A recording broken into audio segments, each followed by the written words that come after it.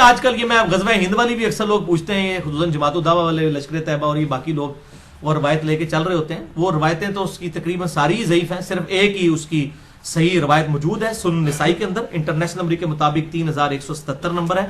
ایک چیپٹر کا نام بھی امام نسائی نے باندھا ہے غزوہ ہند کے نام سے. اس میں ایک روایت ہے کہ آپ صلی اللہ علیہ وسلم نے فرمایا، سنن نسائی 3177 انٹرنیشنل نمبر کے مطابق. اور ایک انٹرنیشنل نمبرنگ جو چل رہی ہے وہ اس میں 3175 ہے، 2 کا فرق ہے. بل اس میں یہ روایت ہے کہ آپ صلی اللہ علیہ وسلم نے فرمایا، میری امت کے 2 گروہ ایسے ہیں جو کہ اللہ تعالیٰ نے ان کو آگ سے آزاد کر دیا ہے. پہلا وہ کہ جو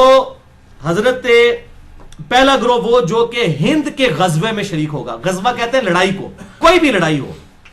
یہ جو غلط مشہور ہے کہ آپ صلی اللہ علیہ وسلم جس جنگ میں شامل ہوں وہ غزوہ ہوتا ہے، اور جو آپ بھیجیں وہ سریہ ہوتا ہے. یہ بالکل جعلی بات ہے، ایسا نہیں ہے.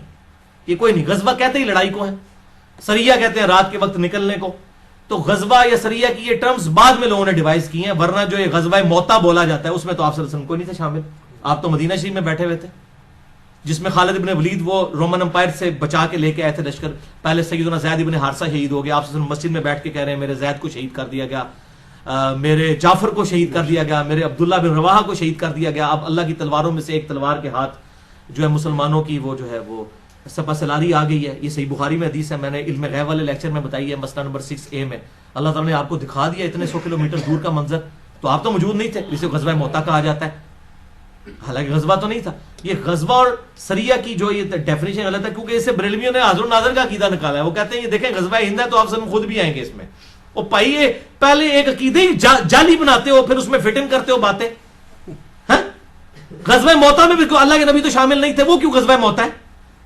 ٹھیک ہے، تو یہ بالکل جعلی باتیں، کسی حدیث میں یہ تفریق نہیں ہے. یہ سنن نسائی 3177 کہ 2 گروہوں کو اللہ نے آگ سے بچا لیا ہے. نمبر 1 جو غزوہ ہند میں شامل ہوں گے، اور نمبر 2 عیسیٰ ابن مریم کے ساتھ جو لوگ شامل ہوں گے.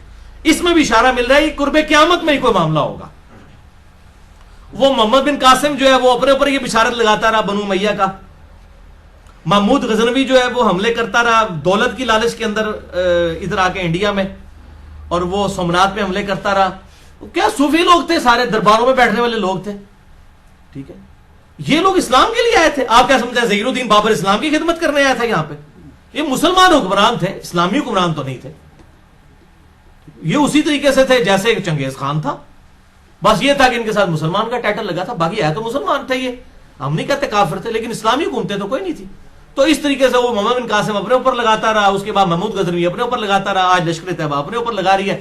او پائیے قرب قیامت میں ہونا واللہ عالم یہ کس کے اوپر فٹ ہوتی ہے. اور باقی آپ کو تو ویسے ہی ہم بشارت دے دیتے ہیں. صحیح مسلم میں 553 نمبر حدیث ہے انٹرنیشنل نمبر کے مطابق، جس نے پورے خشوع وضو کے ساتھ وضو کیا اور 2 رکعت پڑھ لی تحیۃ الوضو جو ہے پوری توجہ کے ساتھ، اس پہ جنت واجب ہوگی. تسی پائی نہ بیڑی بیڑے شامل ہو تے نہ جناب تسی قسطنطینیہ دے حملے شامل ہو، تسی گھر بیٹھ کے پائی جنت دی بشارت لے لو. صحیح مسلم 553. اس تو بعد جو مرضی کرتے رہو. اس طریقے سے نہیں، وہ وقتی طور پہ ضرور جنت واجب ہو جائے گی، لیکن بعد میں بھی کرتوت دیکھنے ہوں گے. اللہ تعالیٰ کی کوئی اسپیشل پروٹیکشن ہو تو پھر ہی بندہ بچتا ہے. تو یہ اس طریقے سے لوگ جو بشارتیں فٹ کرتے پھرتے ہیں، یہ کوئی کنفرم نہیں ہے. میں نے آپ کو مشکات کا بتا دیا ہے کہ اگر کسی کو شوق ہو تو یہ مشکات کا پورا چیپٹر جو ہے 3-4 چیپٹرز کٹھے ہیں، 142 احادیث ہیں انٹرنیشنل نمبر کے مطابق 5379 سے 5520 تک. یہ آپ قرب قیامت کی نشانیوں کے اوپر پڑھ لیں.